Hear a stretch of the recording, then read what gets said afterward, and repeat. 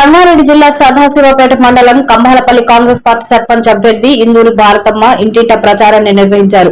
ఈ సందర్భంగా ఆమె మాట్లాడుతూ ఇంటింటి ప్రచారంలో భాగంగా గ్రామ ప్రజలందరూ వివిధ సంఘాలు మద్దతు తెలిపి నన్ను అధిక మెజారిటీతో గెలిపిస్తారని కోరుకుంటున్నానన్నారు.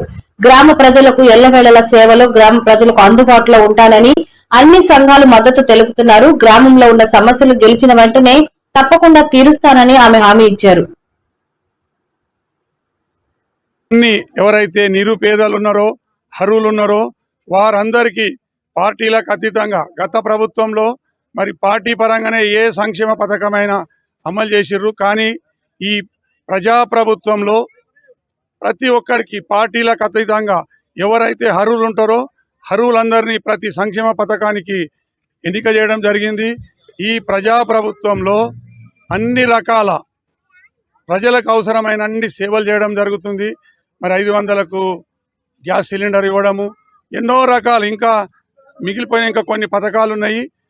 నిర్మలా జగ్గారెడ్డి గారి నాయకత్వంలో మరి మండలంలోని నియోజకవర్గంలోని అన్ని గ్రామ పంచాయతీలను కైవసం చేసుకోవడానికి మరి శాయశక్తుల కృషి చేస్తున్నాము.